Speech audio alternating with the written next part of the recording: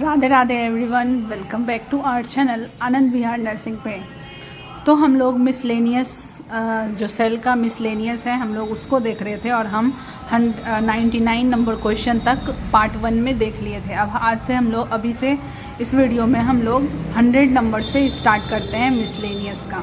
तो हमारा first question है इसका कि the analysis of pattern of loci of structure within the body plane of an organism that forms basis of taxonomical categorization।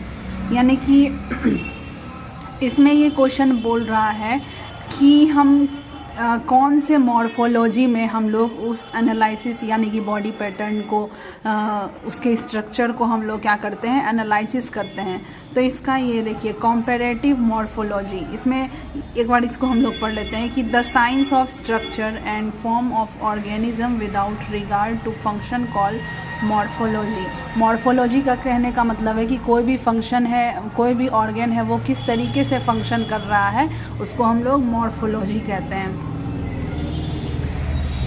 तो उसको morphology कहते हैं। फिर anatomy is a branch of morphology that deals with structure. Morphology sorry वो physiology होता है, जो जैसे कोई भी ऑर्गेन है वो किस तरीके से काम कर रहा है वो हमारा फिजियोलॉजी होता है। और जो बस स्ट्रक्चर है उसको हम लोग, जैसे कि पेनक्रियाज है, इसका जो स्ट्रक्चर होता है तो ये हमारा मॉर्फोलॉजी है। और पेनक्रियाज का बॉडी में क्या काम है तो ये उसका फिजियोलॉजी है।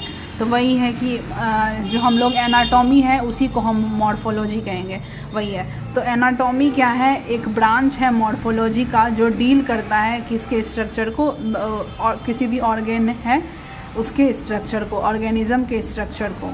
उसके बाद है इसमें कि comparative morphology is analysis of pattern. Comparative morphology क्या है, ये क्या करता है, एनालिसिस करता है बॉडी प्लेन के एक और comparative morphology is analysis of pattern of loci of structure within the body plane of an organism and form the basis of taxonomical categorisation. यानी कि ये क्या करता है, स्ट्रक्चर को या बॉडी प्लेन है और किसी भी ऑर्गेनिज्म का, तो ये क्या करता है, एनालिसिस करने का काम कौन करता है, कंपैरेटिव, एक दूसरे से कंपेयर करता है। तो कंपैरेटिव मॉर्फोलॉजी क्या करते हैं, इससे हम लोग बॉडी के पैटर्न का एनालिसिस करते हैं। और एक्सपेरिमेंटल मॉर्फोलॉजी क्या होता है कि एक्सपेरिमेंट करके हम लोग बॉडी के स्ट्रक्चर को हम लोग जानते हैं। फिर मॉलिक्यूलर मॉर्फोलॉजी, यानी कि एकदम मॉलिक्यूलर बेसिस पे, एकदम छोटे जो माइक्रोस्कोपिक बेसिस पे जब हम लोग मॉर्फोलॉजी का स्टडी करते हैं तो वो मॉलिक्यूलर मॉर्फोलॉजी होता है। फिर है फंक्शनल मॉर्फोलॉजी। फंक्शनल कहने का मतलब है कि उस जो बॉडी ऑर्गेन है उसका क्या फंक्शन है, इस तरीके से जो हम उसका स्टडी करते हैं तो ये फंक्शनल है। तो इसमें बोल रहा है एनालिसिस ऑफ पैटर्न। तो पैटर्न के बारे में जो हम एनालिसिस करते हैं वो किसके द्वारा करते हैं, कंपैरेटिव मॉर्फोलॉजी। तो हमारा ऑप्शन नंबर क्या हो जाएगा, ए, कंपैरेटिव मॉर्फोलॉजी। फिर नेक्स्ट हमारा क्वेश्चन है 101 नंबर का क्वेश्चन है कि large heaped of mass of scar tissue developed and extending beyond the wound surface is known as. यानी कि यहाँ पे दिया है स्कार। स्कार का क्या मतलब है, जैसे कि हम लोग को कोई वुंड होता है, उनके बाद वो हील होने के बाद वहाँ पे जो एक निशान वहाँ पे रह जाता है तो उसको हम लोग क्या कहते हैं, स्कार कहते हैं। तो ये स्कार क्या होता है, जब भी स्कार बनता है तो बॉडी नीचे वहाँ पे धंस जाता है, क्योंकि वहाँ का जो मसल्स है वहाँ पे वो सेल जो था वहाँ पे सेल डेथ हुआ था, उसी के कारण वहाँ पे थोड़ा सा गड्ढा बन जाता है। लेकिन इसमें क्या कह रहा है कि लार्ज हिप्ड अप, हिपेड यानी कि थोड़ा सा ना इसमें उठ जाता है इस तरीके से। जैसे इसमें स्कार जो बनता है ये इस तरीके से, मान लीजिए क्या ये स्किन है, इसमें ये इस तरीके से क्या होता है, उठ जाता है। ये थोड़ा सा एक उंगली जितना ये क्या होता है, उठ जाता है, इस तरीके से ये रहता है। तो यही बोलता है कि उस स्कार को हम लोग क्या कहते हैं, तो उस स्कार को क्या कहेंगे हम लोग, एक्ने स्कार। एक्ने स्कार का मतलब होता है जो पिंपल सब जो हो जाता है उसके बाद जो स्कार वहाँ पे छूटता है तो हम देखते हैं स्किन थोड़ा सा धंसा सा रहता है। लेकिन उसमें उठा नहीं रहता है, तो एक्ने स्कार नहीं होगा। कॉन्ट्रेक्चुअल स्कार, कॉन्ट्रेक्चुअल स्कार का मतलब होता है जैसे कि वहाँ का मसल श्रिंक हो जाता है, कॉन्ट्रैक्ट हो जाता है, सिकुड़ जाता है।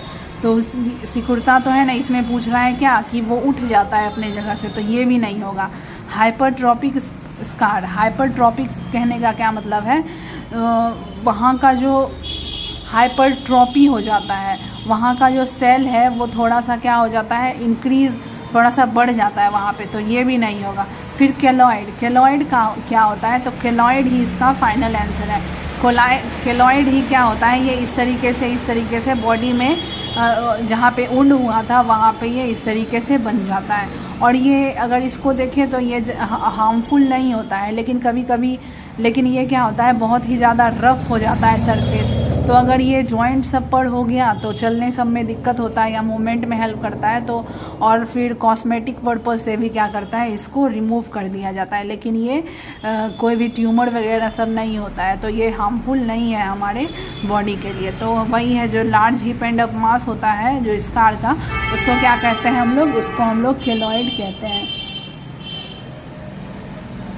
उसके बाद नेक्स्ट है कि which protein are classified based on their function, यानी कि इसमें से कौन से प्रोटीन को उसके फंक्शन के बेसिस पे डिवाइड किया गया है। तो प्रोटीन को बहुत सारे बेसिस पे डिवाइड किया है, प्रोटीन को बहुत सारे बेसिस पे डिवाइड किया है। यहाँ पे हम लोग देख, हमारा 102 नंबर का क्वेश्चन है कि which protein are classified based on their function. तो प्रोटीन को बहुत सारे कैटेगरी में डिवाइड किया गया है, जैसे कि फंक्शन के बेसिस पे, स्ट्रक्चर के बेसिस पे, कंपोजिशन के बेसिस पे।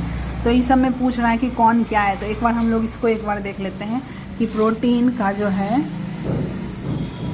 प्रोटीन को डिवाइड किए हैं हम लोग फंक्शन के बेसिस पे, फंक्शन के बेसिस पे एक है हमारा, दूसरा है हमारा स्ट्रक्चर के बेसिस पे। किसके बेसिस पे, स्ट्रक्चर के बेसिस पे, स्ट्रक्चर के बेसिस पे। और होता है हमारा कंपोजिशन के बेसिस पे, कंपोजिशन के बेसिस पे, ठीक। और एक होता है और स्ट्रक्चर हेरिडिटी,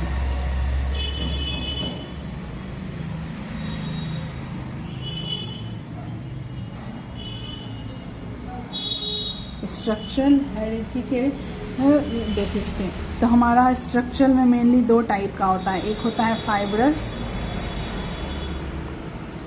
फाइब्रस प्रोटीन और दूसरा होता है ग्लोब्यूलर प्रोटीन, ठीक। स्ट्रक्चर के हेरिडिटी के बेसिस पे हम लोग का होता है प्राइमरी,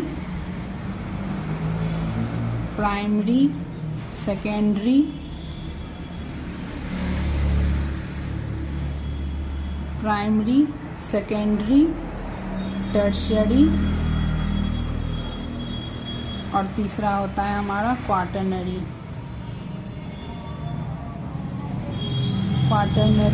प्रोटीन होता है। फंक्शन फिर कंपोजिशन के बेसिस पे होता है हमारा सिंपल, कंजुगेट प्रोटीन और एक होता है लास्ट हमारा डिराइव्ड प्रोटीन, ठीक। फंक्शन के बेसिस पे हमारा कौन कौन सा होता है, जैसे प्रोटेक्टिव,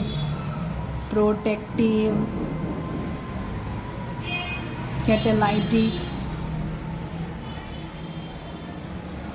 कॉन्ट्रैक्टाइल, रेगुलेटरी, ऐसे बहुत सारे हमारे प्रोटीन, बॉडी में प्रोटीन पाए जाते हैं, ठीक। तो फंक्शन के बेसिस पे है हमारा ये, जैसे प्रोटेक्टिव है, प्रोटेक्टिव हमारा कौन प्रोटेक्शन का काम करता है, तो कोलेजन हो गया, कोलेजन और फाइबर क्या है, फाइबर, और जो केराटिन है, केराटिन, ये सब क्या हो गया, ये प्रोटेक्टिव फंक्शन है, ठीक। कैटालिस्ट जो किसी भी रिएक्शन को फास्ट कर देता है, तो हमारे बॉडी में वो कैटालिस्ट एंजाइम होता है, जैसे कि स्टमक में पाया जाता है पेप्सिन वगैरह सब हो गया, अमाइलेज हो गया, तो ये सब हो गया। कंट्रैक्टाइल में हम लोग मसल्स टिश्यू में पढ़े थे एक्टिन और क्या, मायोसिन, रेगुलेटरी यानी कि जो हमारे बॉडी का रेगुलेशन करता है, तो वो क्या है, जैसे कि इंसुलिन हो गया, मेटाबॉलिक एक्टिविटी को रेगुलेट करता है। फिर सिंपल में जो सिर्फ अमाइनो एसिड से मिलकर के बना होता है वो सिंपल प्रोटीन होता है। जो अमाइनो एसिड के साथ साथ कुछ अदर कंपाउंड के भी साथ बने होते हैं, तो ये हो गया कंजुगेट। और ड्राइव्ड में क्या होता है, ये दोनों मिक्सअप होता है, या अमीनो एसिड भी रहता है कुछ, ये क्या होता है, मिक्स होता है, इसमें कार्बनिक नॉन कार्बनिक मटेरियल सभी रहता है। फिर स्ट्रक्चरल हायरार्की के बेसिस पे हम लोग का ये 4 है। प्राइमरी में क्या होता है, ये इसमें सिर्फ पेप्टाइड बॉन्ड का जो अमीनो एसिड होता है वो आपस में पेप्टाइड बॉन्ड का ये लंबा सा चेन होता है ये, और ये क्या होता है, लीनियर चेन होता है, लीनियर चेन यानी कि एक लंबा सा बस चेन होता है। सेकेंडरी में क्या होता है, ये फोल्डेड स्ट्रक्चर बनाता है विथ क्या, ये फोल्डेड स्ट्रक्चर बनाता है किसके साथ, हेलिक्स के साथ, हेलिक्स कंपाउंड है उसके साथ सेकेंडरी बनाता है। ठीक, टर्शियरी में क्या होता है, तो ये टर्शियरी में 3D डायमेंशन का देता है। 3 डायमेंशन में क्या होता है, ये अरेंज रहता है, डायमेंशन।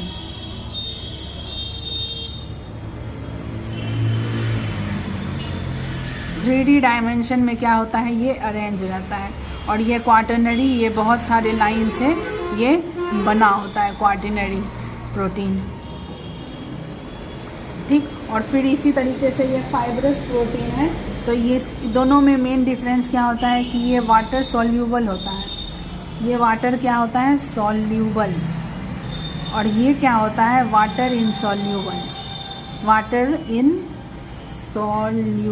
ये वाटर में मिक्स नहीं होता है और ये वाटर में मिक्स रहता है। फाइब्रस प्रोटीन का एग्जांपल है हमारा जैसे केराटिन और कोलेजन। जितना भी हम लोग मसल्स टिश्यू में पढ़े थे, तो जितना भी हम लोग पढ़े थे यहाँ पे मसल्स टिश्यू में, तो स्ट्रक्चर यहाँ पे इस तरीके से बताएं कि स्ट्रक्चर जो प्रोटीन है वो 2 बेसिस पे डिवाइड है, फाइब्रस और ग्लोब्यूलर। ये इसमें तो ग्लोब्यूलर क्या होता है, वाटर सॉल्यूबल होता है, तो इसमें इसका एग्जांपल है केराटिन, कोलेजन और इलास्टिक फाइबर। ये सब क्या हो गया, ये फाइब्रस हो गया। और ग्लोब्यूलर में क्या आ गया, तो हमारे बॉडी में जैसे कि हार्मोन्स हैं, एंजाइम है, एंजाइम्स हो गया, और जितना भी एंटीबॉडी है ये भी एक टाइप का क्या होता है हमारा एंटीबॉडी, ये भी एक प्रकार का ये प्रोटीन ही होता है। तो ये सब ग्लोब्यूलर प्रोटीन में आ गया। तो अब हम लोग अपने क्वेश्चन को देखते हैं कि इसमें पूछ रहा है कि which protein are classified based on their function, यानी कि फंक्शन के बेसिस पे कौन कौन है। तो फाइब्रस प्रोटीन, प्रोटेक्टिव, ग्लोब्यूलर और सिंपल। तो हम लोग सबसे पहले देखे थे कि फंक्शनल में सिंपल प्रोटीन नहीं आया था। वो सिंपल प्रोटीन किस में आया था, वो हमारा आया था कंपोजिशन के बेसिस पे। कंपोजिशन में आया था कि सिंपल हो गया, सेकेंडरी हो गया, टर्शियरी और क्वाटरनरी, ये सब ये है हमारा किसके बेसिस पे, कंपोजिशन के बेसिस पे।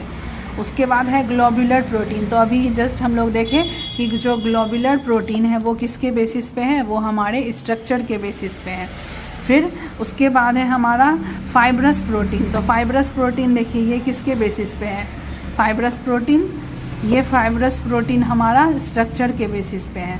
फिर नेक्स्ट है हमारा प्रोटेक्टिव प्रोटीन किसी में नहीं था और वो सिर्फ और सिर्फ फंक्शन में था। तो ये हमारा फंक्शनल प्रोटीन का जो करेक्ट आंसर है वो क्या हो जाएगा, प्रोटेक्टिव प्रोटीन।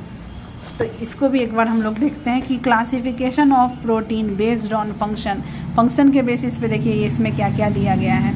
जैसे कि है फर्स्ट हमारा ये कि classification of protein based on function. Protective protein example, protective protein का जैसे एग्जाम्पल है कि क्लॉटिंग फैक्टर हो गया, क्लॉटिंग फैक्टर, कैटालाइटिक प्रोटीन वही जो हमारे बॉडी में जो रिएक्शन को जो फास्ट कर देता है वो एक कैटलिस्ट का काम करता है। कौन, एंजाइम। तो जितना भी बॉडी में एंजाइम है वो सब प्रोटीन होता है।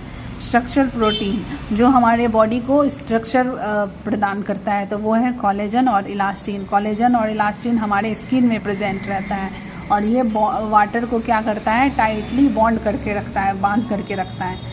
फिर है कॉन्ट्रैक्टाइल जो मसल्स को कॉन्ट्रैक्ट करने में हेल्प करता है, तो वो है मायोसिन और एक्टिन, ये भी प्रोटीन ही रहता है। ट्रांसपोर्ट प्रोटीन जो बॉडी में ट्रांसपोर्टेशन का काम रहता है, तो वो है एल्बुमिन, जो हम लोग देखे थे कि ब्लड का जो प्लाज्मा होता है, प्लाज्मा प्रोटीन, उसमें एल्बुमिन प्रेजेंट रहता है। फिर है रेगुलेटरी प्रोटीन जो हमारे बॉडी का रेगुलेशन करता है, तो वो है हार्मोन जैसे कि इंसुलिन और बहुत सारे एड्रीनालिन, एंड्रोजन, तो ये सारा क्या है, रेगुलेटरी प्रोटीन है। तो जितने भी हार्मोन हैं हमारे बॉडी में वो सारे क्या हैं, एक प्रोटीन है। फिर जेनेटिक प्रोटीन जैसे कि हमारे जेनेटिक्स जैसे कि डीएनए, क्रोमोसोम सब में प्रेजेंट रहता है, तो उसको क्या कहते हैं हम लोग, हिस्टोन प्रोटीन। ये तो हो गया हम लोग के किसके बेसिस पे, फंक्शन के बेसिस पे। अब नेक्स्ट है हमारा कि क्लासिफिकेशन किसके बेस पे है, शेप के बेस पे। तो शेप के बेस से हमारा बेसिस पे है हमारा एक फाइब्रस और एक क्या है, ग्लोबुलर, यानी कि शेप के बेसिस पे है। उसके बाद क्लासिफिकेशन ऑफ प्रोटीन किसके बेसिस पे है, कंपोजिशन के बेसिस पे। तो ये है सिंपल, कॉन्जुगेट और ड्राई। जो सिर्फ अमाइनो एसिड से बना रहता है वो सिंपल, जो कंजुगेट जो अदर पार्टिकल है उससे भी बने रहते हैं, और ये क्या रहता है, ये दोनों से मिल करके ये बना रहता है। तो ये था हमारा 102 नंबर का क्वेश्चन। अब नेक्स्ट है हमारा 103 नंबर का क्वेश्चन कि primary structure of protein represent, बोलता है क्या, प्राइमरी स्ट्रक्चर जो किसके बेसिस पे डिवाइड किया गया है, वो है हमारा किसके बेसिस पे, प्राइमरी स्ट्रक्चर हेरिची के बेसिस पे है, हेरिकी के बेसिस पे है। तो इसमें बोल रहा है कि प्राइमरी स्ट्रक्चर जो होता है प्रोटीन का वो कैसा होता है। तो हम लोग याद कीजिए, अभी जस्ट पढ़े, जो प्राइमरी होता है वो एक लीनियर, जो अमीनो एसिड है वो पेप्टाइड बॉन्ड के साथ सीधे एकदम लीनियर स्ट्रक्चर बनाती है। वहीं जो हमारा सेकेंडरी प्रोटीन था, ये क्या बनाता है, ये फोल्डेड स्ट्रक्चर बनाता है, किसके साथ, हेलिक्स के साथ। और टर्शियरी जो प्रोटीन होता है वो 3 डायमेंशन में प्रोटीन बनाता है, और इसका कैसा स्ट्रक्चर होता है, 3D स्ट्रक्चर होता है। और क्वाटिनरी, इसमें बहुत सारा पेप्टाइड का बॉन्ड प्रेजेंट रहता है। तो वही अब इसमें पूछ रहा है कि प्राइमरी स्ट्रक्चर ऑफ प्रोटीन कैसा होता है। तो linear structure of protein joined by peptide bond, या 3 डायमेंशन स्ट्रक्चर ऑफ प्रोटीन। तो किस में देखे थे, 3 डायमेंशन, तो टर्शियरी में होता है, तो ये तो गलत हो गया। हेलिकल स्ट्रक्चर, तो हेलिकल स्ट्रक्चर सिर्फ और सिर्फ किस में रहता है, सेकेंडरी में। और एक लास्ट है हमारा ऑप्शन कि सब यूनिट स्ट्रक्चर ऑफ प्रोटीन, यानी कि इसमें सब यूनिट स्ट्रक्चर भी होता है प्रोटीन का, तो ये नहीं होगा। तो हम प्राइमरी में बस हम यही जान रहे हैं कि प्रोटीन का लीनियर स्ट्रक्चर होता है, किसके साथ, पेप्टाइड बॉन्ड के साथ। तो हमारा करेक्ट आंसर क्या हो जाएगा, option number A, linear structure होता है प्राइमरी प्रोटीन का। और एक बार हम लोग इसको भी देख लेते हैं थोड़ा सा कि amino acid is primary structure are held together in linear sequence of amino acid by peptide bond, यानी कि अमाइनो एसिड रहता है प्राइमरी स्ट्रक्चर में किसके साथ, एक सीक्वेंस में, लीनियर सीक्वेंस में रहता है। और किसके साथ जुड़ा रहता है, अमाइनो एसिड किसके साथ, पेप्टाइड बॉन्ड। 2 प्रोटीन के बीच जो बॉन्ड रहता है उसको पेप्टाइड बॉन्ड कहते हैं। और सेकेंडरी स्ट्रक्चर जो प्रोटीन होता है वो 3 डायमेंशन और लोकल सेगमेंट बनाता है प्रोटीन का। ऐसे ये सेकेंडरी स्ट्रक्चर में नहीं होगा 3 डायमेंशन, 3D होता है हमारा क्या, टर्शियरी में होता है, ठीक।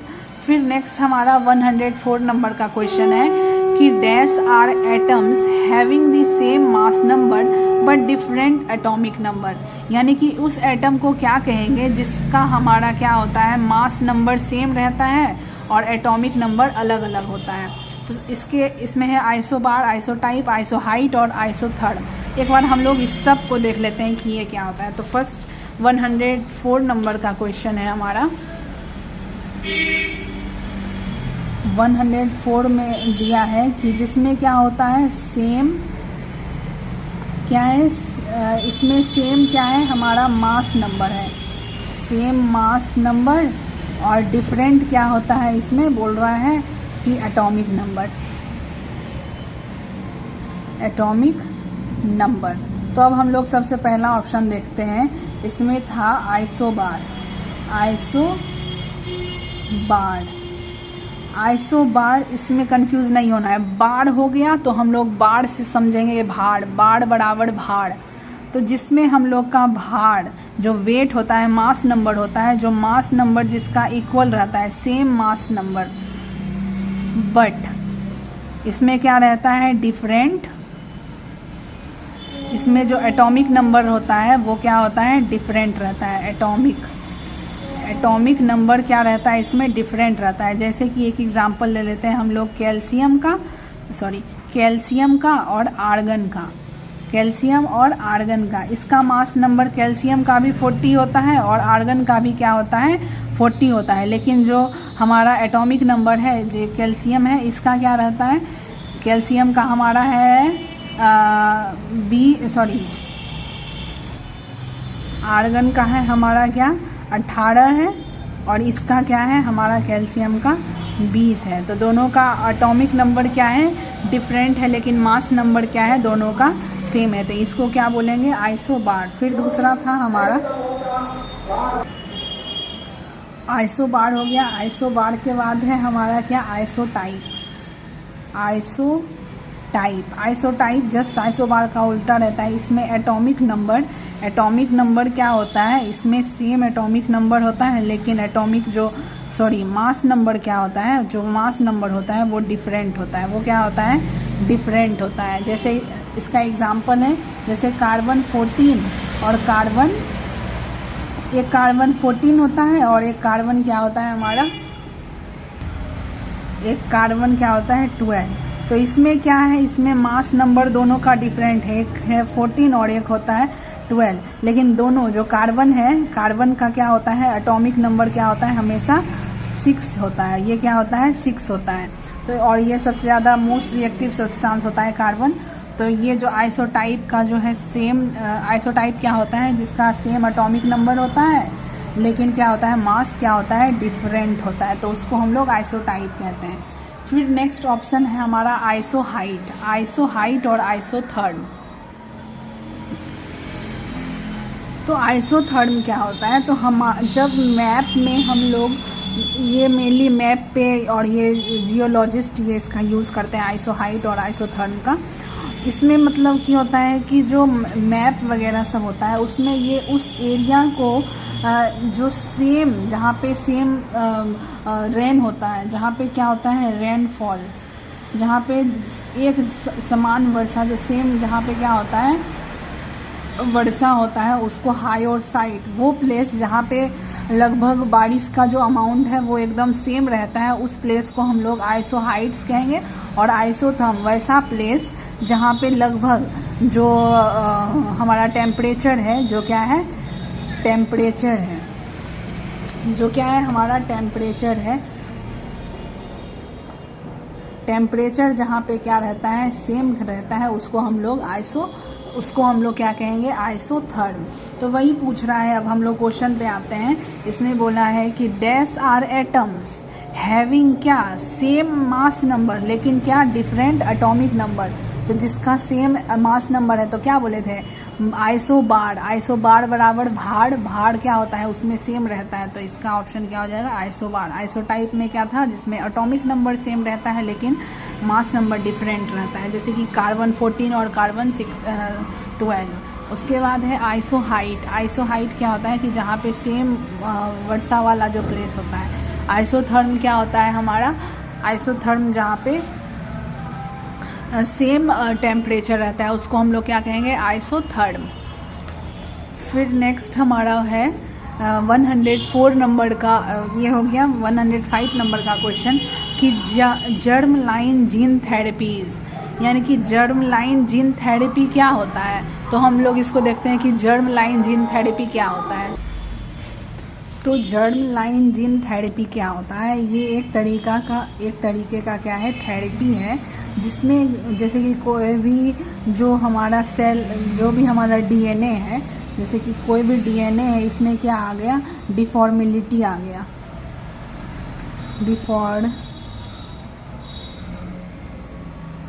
डिफॉर्मिलिटी आ गया, या फिर ये कोई भी क्या है, इसमें डीएनए का सीक्वेंस में कोई भी बदलाव आ गया, डिसऑर्डर आ गया, सीक्वेंस में क्या है, कोई भी डिसऑर्डर आ गया, तो वो क्या होता है,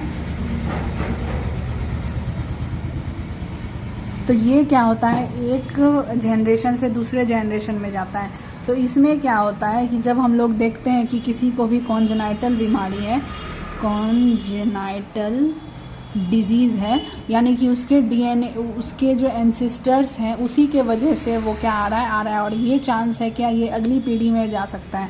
तो ये क्या होता है, जर्म लाइन जीन थेरेपी। इसमें क्या करता है, डीएनए को ही क्या करता है, उस पर्टिकुलर डीएनए को है, विदाउट डिस्ट्रॉइंग एनी सेल, वो क्या करता है, इसी जो डीएनए है इसको क्या करता है, डिस्ट्रॉय कर देता है। पर्टिकुलर वो जो डिजीज़ या डिसऑर्डर डीएनए को क्या करता है, वो क्या करता है, जर्म लाइन जीन थेरेपी में ये डिस्ट्रॉय कर देता है। और ये मेनली किसमें, जिसको कि कॉन्जेनाइटल बीमारी हुआ है, जिसको कि हेरिकल, जिसको कि जेनेटिक्स वाला जो बीमारी है, वो उसको मेनली इसमें जर्म लाइन जीन थेरेपी। तब ये क्या होता है, ये अब चांस ही नहीं रहता है कि उस दूसरे पीढ़ी में जाए, और वो डीएनए का सीक्वेंस अगर सही हो जाता है तो उसका भी जेनाइटल जो डिसऑर्डर है वो ठीक हो जाता है। तो वही है इसमें बोल रहा है कि जर्म लाइन जो जीन थेरेपी है वो किस लिए होता है, नॉन हेरिटेबल है या कि सम टाइम हेरिटेबल या अनरिलेटेड टू हेरिटेबिलिटी या हेरिटेबल के लिए, यानी कि ये जेनेटिक कम्प्लीटली तरीके से ये जेनेटिक पे ये काम करता है और ये जेनेटिक डिसऑर्डर को क्या करता है, ख़त्म करता है। तो ये हमारा ऑप्शन नंबर क्या होगा, सी। तो ऑप्शन नंबर सी ये क्या है, एक बार इसको भी देख लेते हैं। तो germ line gene therapy involves the modifying of the defective gene in the sperm and egg, यानी कि स्पर्म वगैरह हो गया या फिर ओवम में किसी भी तरीके का डिफेक्टिव जीन है, तो उसी टाइम क्या होता है, ये चांस होता है कि ये फ्यूचर ऑफस्प्रिंग में भी क्या होता है, ट्रांसफ़र होने का चांसेस रहता है। तो उसी टाइम ये क्या करता है, the foreign DNA are integrated into cell by using vector A. तो इसी टाइम ये क्या होता है, ये जर्म लाइन जीन थेरेपी क्या करता है, उसको डिस्ट्रॉय कर देता है, जिससे कि ये दूसरे जो जायगोट वगैरह सब है उसमें नहीं जा पाता है। ठीक, तो यही था हमारा जर्म लाइन जीन थेरेपी। फिर हमारा 106 नंबर का क्वेश्चन है कि which of the following are called nucleons. Nucleons किसको कहते हैं, तो हम लोग 9-10 में पढ़े थे कि ये जो हमारा एटम है और ये एटम में क्या रहता है, न्यूक्लियस, जिसमें कि जो हमारा इलेक्ट्रॉन क्या रहता है, ये बाहर रहता है, और न्यूक्लियस में क्या रहता है, न्यूट्रॉन और प्रोटॉन रहता है। इसमें क्या रहता है, न्यूट्रॉन और प्रोटॉन, इसमें न्यूट्रॉन और क्या रहता है, प्रोटॉन। और इसको क्या, ये किस में प्रेजेंट रहता है, ये न्यूक्लियस में, ये न्यूक्लियस में प्रेजेंट रहता है। तो वही इसमें पूछ रहा है कि ये जो है हमारा तो इसमें न्यूक्लियॉन्स किसको कहेंगे, वैलेंस इलेक्ट्रॉन को, या फिर सिर्फ इलेक्ट्रॉन को, या फिर प्रोटॉन और न्यूट्रॉन को, या फिर न्यूक्लियस और प्रोटॉन को। तो न्यूक्लियस में ही प्रोटॉन होता है, तो ये तो ऑप्शन गलत ही हो जाएगा, ये सब तो होता नहीं है। और ये क्या है, प्रोटॉन और न्यूट्रॉन, तो इसका ऑप्शन नंबर क्या हो जाएगा, ये।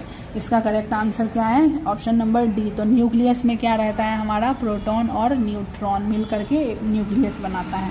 तो यही है, एक बार इसको भी देख लेते हैं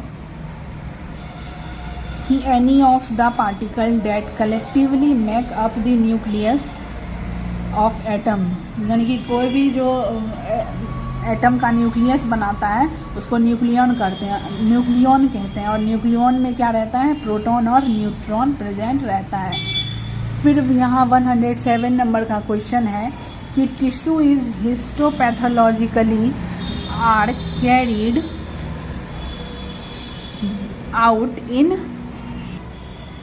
कि जो टिश्यू है histopathologically are carried out in, यानी कि जो टिश्यू का जो हम लोग पैथोलॉजिकल या उसको इन्वेस्टिगेट करते हैं, तो वो किस में करते हैं हम लोग, नॉर्मल सनाइन का यूज़ करते हैं, या कैमीज फिक्सेटिव, या 2% ग्लूटाल्डिहाइड, या 10% बफर फॉर्मेशन। तो हम लोग जब भी देखे होंगे कि लैब, जब हम लोग किसी भी चीज़ का टेस्ट करते हैं, मलेरिया या फिर डेंगू टाइफाइड, तो उस टाइम हम लोग बफर सॉल्यूशन डालते हैं। बफर सॉल्यूशन क्यों डालते हैं, क्योंकि ये इसका जो बफर सॉल्यूशन होता है इसका नेचर न्यूट्रल होता है। ये ना ही एसिडिक होता है और ना ही बेसिक रहता है। तो ये क्या करता है, जो रिजल्ट है, जो एक्चुअल होना चाहिए उसमें बिना कोई चेंजेस लाए ये एक्चुअल रिजल्ट देता है। तो हम लोग क्या यूज़ करते हैं, बफर सॉल्यूशन का यूज़ करते हैं। तो हमारा ऑप्शन नंबर क्या हो जाएगा 107 का option number A, buffer formation. फिर है हमारा क्या 108 नंबर का क्वेश्चन कि genetic exchange process in which donor DNA is introduced to recipient by a virus is। तो इसमें देखिए ये क्या बोल रहा है कि इसमें क्या बोल रहा है कि वो कौन सा प्रोसेस है जिसमें कि एक बैक्टीरिया क्या होता है वो अपना एक वायरस क्या होता है अपना जेनेटिक मटेरियल क्या करता है डोनर के बॉडी में डालता है। तो अब देखते इसका ये बहुत ही ज़्यादा इंटरेस्टिंग थिंग है। तो अभी हम लोग समझते हैं इसको कि ये क्या होता है। तो ये हमारा क्वेश्चन बोल रहा है कि वो वैसा प्रोसेस जिसमें क्या होता है जो वायरस है वो अपना जो जेनेटिक मटेरियल है,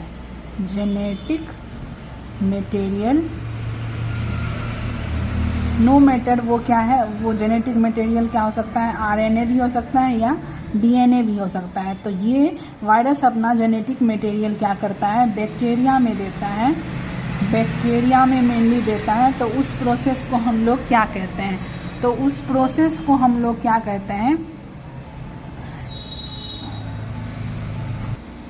उस प्रोसेस को हम लोग कहते हैं ट्रांसडक्शन कहते हैं। अब देखिए ये बहुत ही अब ये जो है ट्रांसडक्शन इसका भी फर्दर टाइप होता है। ये जो ट्रांसडक्शन है इसका फर्दर टाइप है जैसे ट्रांसफेक्शन, ट्रांसफॉर्मेशन और क्या है कंजुगेशन। तो कंजुगेशन तो ट्रांसडक्शन हो गया। तो ये मेनली क्या होता है कि अपना डीएनए क्या होता है, डीएनए डाल देता है इसमें बैक्टीरिया में जो अब ये बैक्टीरिया ना रह करके अब ये क्या बन गया, ये हमारा बन गया बैक्टीरियोफेज। इसको क्या कहेंगे बैक्टीरियोफेज, बताते हैं वो क्या होता है। तो उसके बाद तो इसमें क्या होता है यही प्रोसेस ट्रांसड्यूशन में देखें कि वैसा प्रोसेस जिसमें वायरस अपना जेनेटिक मटेरियल बैक्टीरिया में डालता है उस प्रोसेस को हम लोग ट्रांसडक्शन कहते हैं। और अब इसको हम लोग बैक्टीरिया ना कह करके अब हम लोग बोलते हैं इसको बैक्टीरियोफेज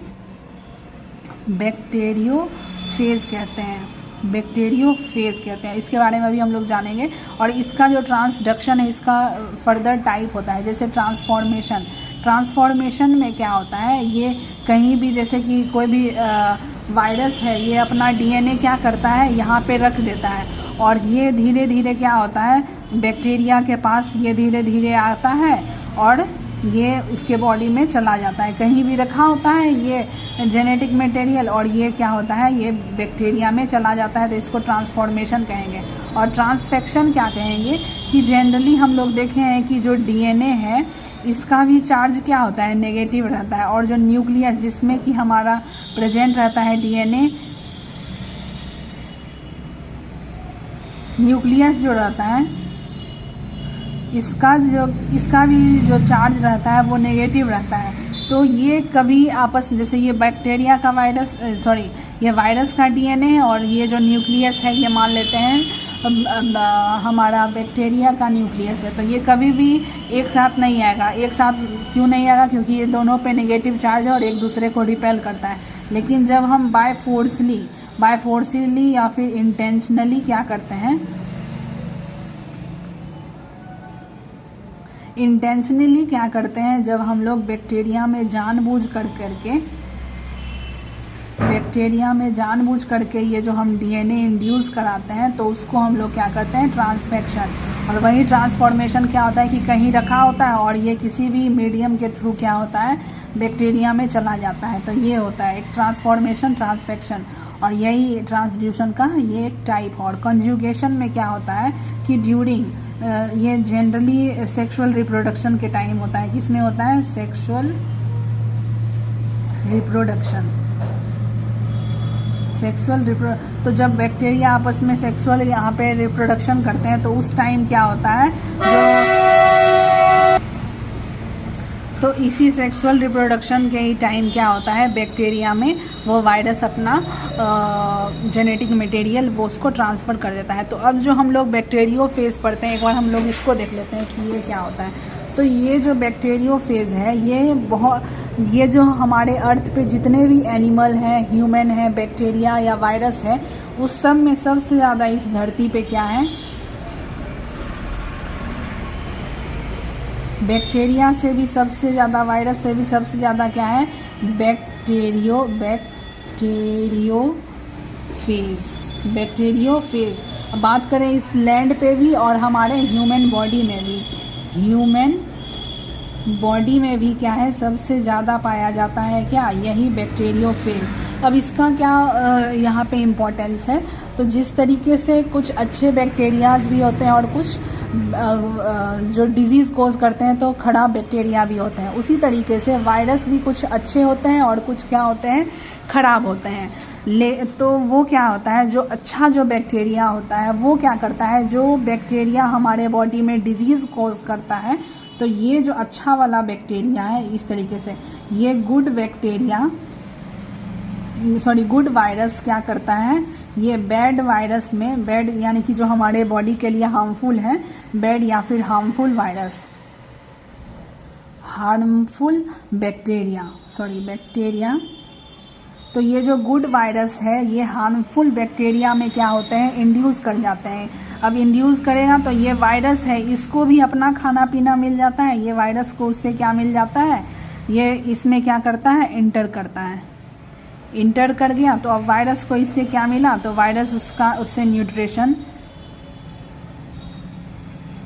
न्यूट्रिशन क्या करता है, इससे लेता है और अपने रहने का सारा इसका बंदोबस्त ये किसमें करता है, वायरस, बैक्टीरिया से ही करता है, ठीक। और ये क्या करता है, ये बैक्टीरिया से ही किया और फिर ये धीरे धीरे क्या करता है, न्यूट्रिशन लेता है, तो ये धीरे धीरे अपने सेल का नंबर अपना धीरे धीरे ये भी रिप्रोडक्शन करके ये क्या करता है, धीरे धीरे, मान लीजिए ये पूरा ये क्या है, बैड बैक्टीरिया, और वो धीरे धीरे क्या करता है, अपना ग्रोथ करने के कारण एक टाइम आता है जिससे ये ये जो बैक्टीरिया है वो क्या हो जाता है, ब्लास्ट कर जाता है, ब्लास्ट यानी कि ब्रेक डाउन हो जाता है, फट जाता है। तो इस तरीके से ये बैड हार्मफुल बैक्टीरिया को भी मार दिया और ये जो गुड वायरस है वो इस तरीके से अपने नंबर को भी इंक्रीज कर दिया।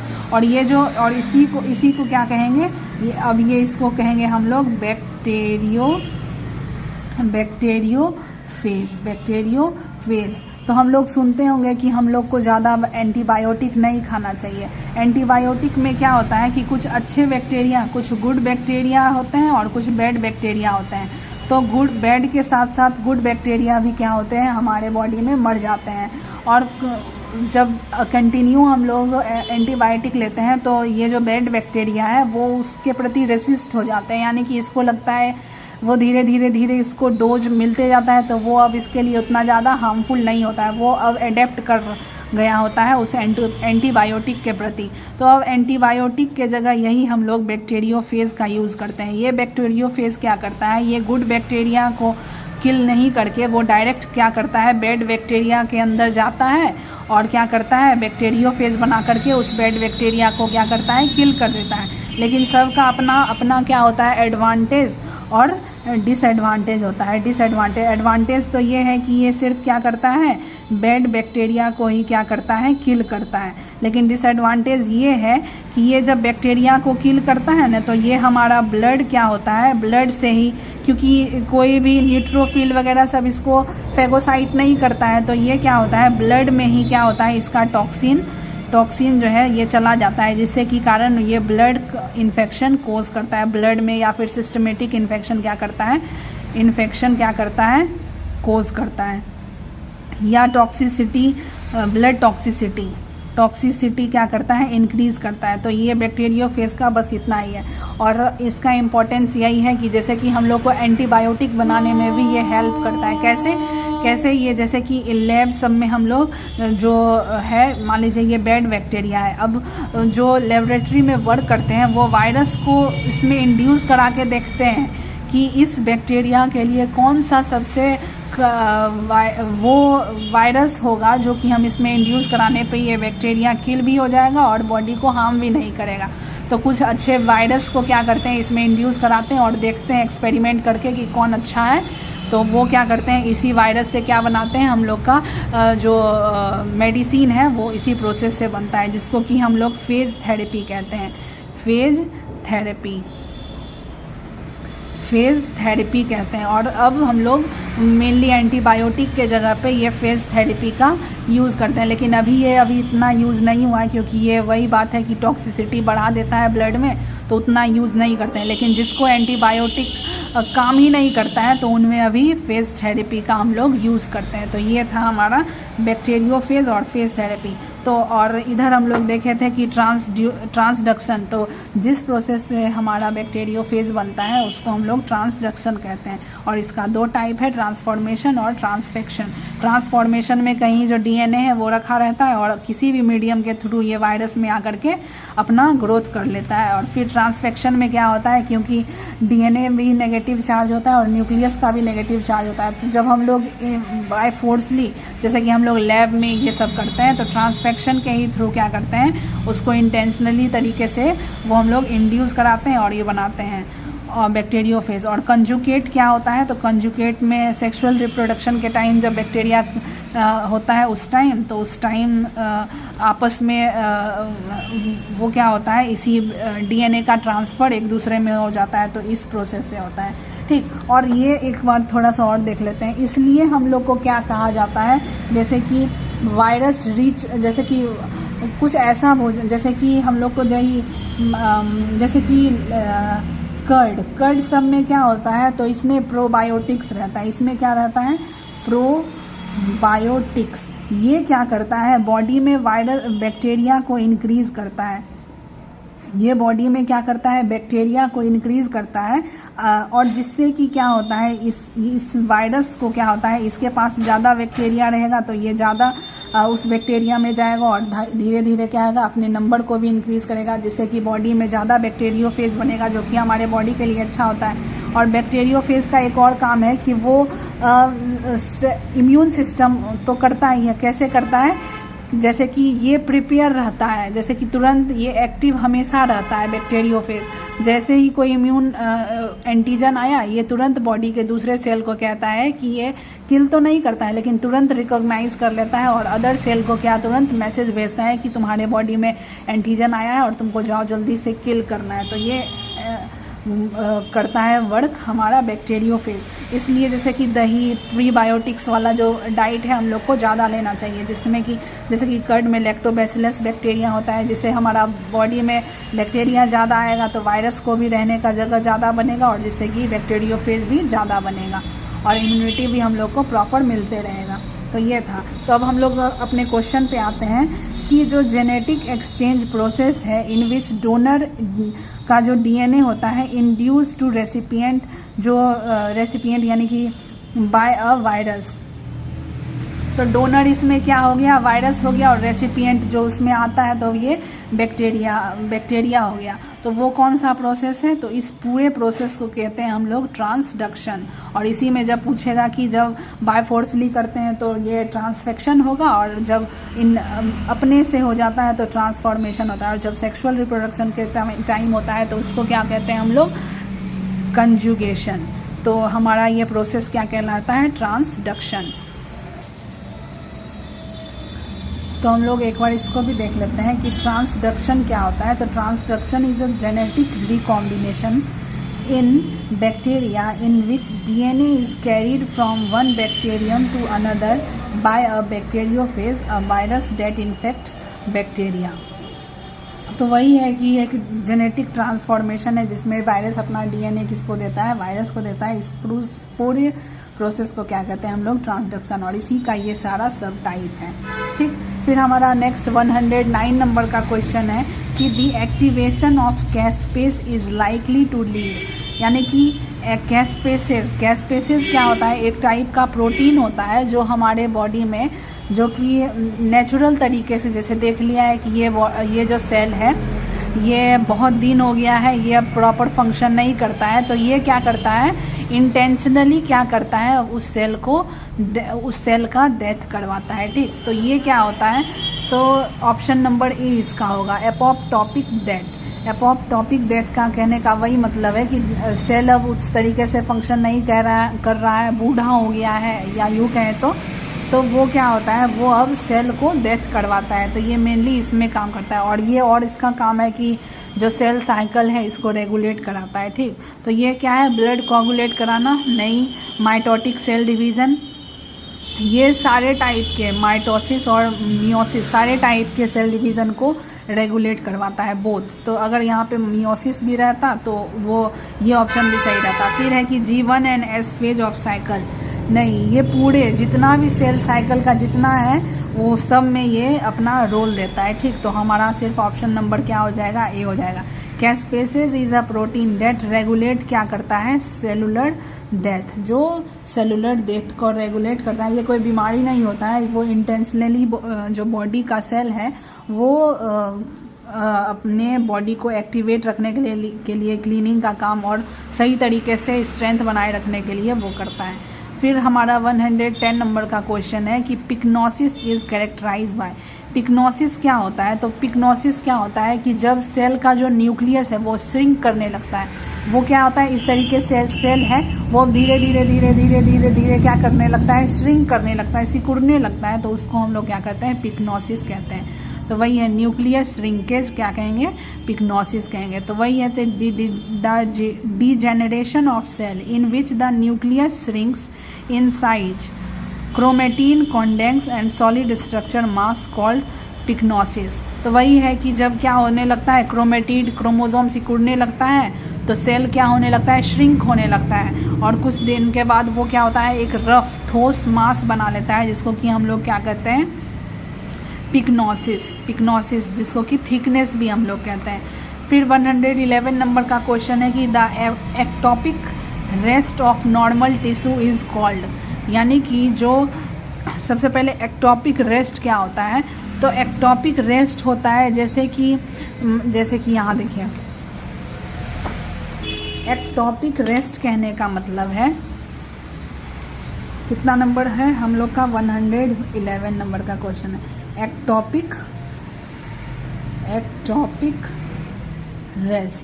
एक्टोपिक रेस्ट कहने का क्या मतलब है, जैसे कि ये क्या होता है, जैसे कि एम्ब्रायो के टाइम में क्या होता है, जैसे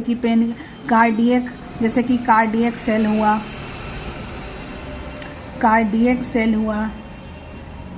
सेल हुआ, उसके बाद सबका जैसे कि पल्मोनरी सेल हुआ, उसके बाद हिपैटिक सेल हुआ, ये सेल हिपैटिक सेल, ये किससे बना होता है, हिपैटिक सेल। तो कार्डियक सेल से हार्ट बना रहता है और पल्मोनरी सेल से लंग्स, और ये से हिपैटिक सेल से क्या होता है, हमारा लीवर बना रहता है। तो कभी कभी क्या होता है, जैसे मान लीजिए ये हमारा क्या है, ये हमारा इस तरीके से ये हमारा लंग्स है, ये हमारा क्या है, लंग्स है, समझ लीजिए ये लंग्स है, मेरा ड्राइंग खराब है, तो ये क्या है, हमारा लंग्स है। तो कभी कभी क्या होता है, तो लंग्स के ही पास ना 2-3 या फिर थोड़ा ग्रुप में 2-3 या इससे ज़्यादा क्या होता है, हिपैटिक सेल, यहाँ पे अपना लीवर यहाँ अपना है, लेकिन ये क्या करता है, जब एम्ब्रायो के ही टाइम में ये जो सेल है ये इसी के लंग्स के ही वॉल पे से चिपके रह जाता है, वो यहाँ पे इसके पास नहीं जा पाता है। ठीक, ये कोई भी हार्मफुल कंडीशन नहीं है, लेकिन जब ये कब हार्मफुल हो जाएगा, जब ये जो सेल है ये धीरे धीरे इसका सेल डिवीज़न होकर के ग्रोथ होकर के ये क्या बनने लगता है, या तो मैलिग्नेंट होने लगता है या तो ट्यूमर बना लेता है, तो वो उस टाइम ये क्या होता है, हार्मफुल है, अदरवाइज ये हार्मफुल नहीं है। तो एक्टोपिक रेस्ट वही होता है कि कोई भी, जैसे कि पेनक्रियास का, जैसे स्टोमक का कोई सेल है, तो स्टोमक का 2-3 सेल क्या करता है, वो पेनक्रियास के वॉल पे जा कर के चिपक जाता है, या फिर अल्टरनेट भी, या पेनक्रियास का कोई 2-3 सेल है तो वो स्टोमक के पास जा कर के चिपक जाता है, तो उसको हम लोग एक्टोपिक रेस्ट कहते हैं, यानी कि रेस्ट करने के लिए या यूँ कहें वो आ जाता है। ठीक, तो इस प्रोसेस को हम लोग क्या कहते हैं, इस प्रोसेस का पहला ऑप्शन है हमारा हेमाटोमा। हेमाटोमा कहने का मतलब है हेमरेज,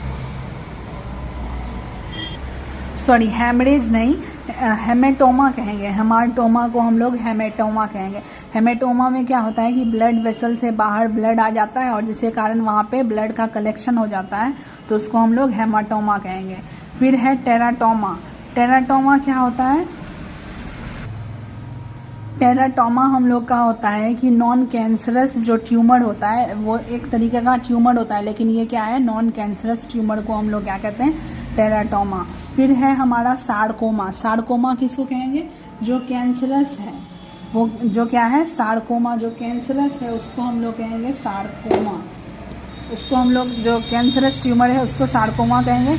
और कॉरियोस्टोमा वही जो एक्टोपिक रेस्ट है, जो बॉडी का थोड़ा सा सेल क्या आता है अपनी ऑर्गन को छोड़ करके दूसरे ऑर्गन के पास चला जाता है, उसको हम लोग क्या कहेंगे, कॉरेस्टोमा। जैसे कि क्या है, कॉरेस्टोमा को हम लोग और हेट्रोपिया भी कहते हैं। इसमें क्या होता है, appearance of cluster of normal cell, जिसमें क्या होता है एक क्लस्टर हो जाता है नॉर्मल सेल का इन एन एबनॉर्मल लोकेशन में, like a cluster of cell from adrenal. जैसे कि ये बोल रहा है कि एड्रीनल ग्लैंड के पास क्या होता है, एड्रीनल ग्लैंड के पास कुछ टिश्यू रहता है, स्पेसिमेन फॉर्म फॉर ओवरीज। तो इस तरीके से जैसे कि ओवरी में भी कुछ अदर सेल का पाया जाता है, तो उस तरीके से क्या कहते हैं हम लोग इसको कॉरेस्टोमा कहते हैं। जैसे कि हमारा मिडिल ईयर में सेलेवरी ग्लैंड का कुछ टिश्यू वहाँ पे प्रेजेंट रहता है, तो इसको कहेंगे हम लोग कॉरेस्टोमा। ये सब बहुत सारा एग्जाम्पल है। और फिर है what does pathophysiology primarily study of. Pathophysiology किसको कहेंगे, जो पैथो यानी कि जो डिजीज़ कंडीशन, जो डिजीज़ जो कोज करता है बैक्टीरिया, उसको हम लोग पैथोफिजियोलॉजी कहेंगे। तो इसका है कि द इफेक्ट ऑफ मेडिसिन और बॉडी, नहीं, ये क्या बोल रहा है कि मेडिसिन का इफेक्ट होता है बॉडी पे, इसको हम लोग पैथोफिजियोलॉजी, तो ये नहीं। फिर है कि the structure and functional changes that occur in body due to disease. तो हाँ, ये होगा कि जब कोई भी डिजीज़ कंडीशन हमारे बॉडी में जब आ जाता है तो उसके कारण हमारे बॉडी में क्या चेंजेस आता है, तो उसको हम लोग किसमें पढ़ते हैं, हम लोग पैथोफिजियोलॉजी में पढ़ते हैं। फिर ये है कि साइकोलॉजिकल फैक्टर्स इन्फ्लुएंसिंग इलनेस, नहीं, साइकोलॉजिकली ये इसका कोई मतलब ही नहीं है, इससे रिलेशन ही नहीं है। फिर है the role of genetics in health, नहीं, ये सब भी नहीं है कि इसमें बोल रहा है कि जेनेटिक्स का क्या हमारा हेल्थ पे प्रभाव पड़ता है, तो उसको हम लोग पैथोफिजियोलॉजी कहेंगे, तो ये भी ऑप्शन नहीं होगा। तो ये था हमारा, और करेक्ट आंसर हमारा क्या हो जाएगा, ऑप्शन नंबर बी, यानी कि हमारे बॉडी पे जो चेंजेस देता है जो बैक्टीरिया, उसको हम लोग पैथोफिजियोलॉजी में हम लोग क्या कहेंगे, पैथोफिजियोलॉजी कहेंगे। तो ये था हमारा क्या, मिसलेनियस का पार्ट 1 और पार्ट 2 दोनों हम लोग आज कंप्लीट हो गया है। और ये जो अभी बैक्टीरियोफेज के बारे में हम लोग पढ़े थे, इसका एक और है कि जो गंगा जल हो गया या फिर जो समुद्र का जो जल होता है, उसमें भी बैक्टीरियोफेज के ही प्रेजेंस के कारण क्या रहता है, वो लंबे समय तक वो लॉन्ग लास्टिंग रहता है, इसका लाइफ स्पेन ज़्यादा रहता है। क्यों, क्योंकि जैसे ही बैक्टीरिया आता है तो वो वायरस उसमें आता है और वो डिवाइड करके उस बैक्टीरिया को किल कर देता है, और कंटिन्यू उस वायरस का सेल साइकिल वो अपने नंबर को इंक्रीज करते रहता है, जिस कारण से समुद्र हो गया और गंगा जल का पानी क्या रहता है, सुरक्षित रहता है। तो ये इसका इतना ज़्यादा महत्व है हमारे बॉडी में और हमारे इन्वायरमेंट में। ठीक, तो ये था हमारा मिसलेनियस का ऑल क्वेश्चन। आई होप कि आपको ये समझ में आया होगा, और sorry for this background noise. That's all about for today. Shining off Neha Anand. Bye bye. Take care of yourself. Keep smiling. Be happy. Bye bye.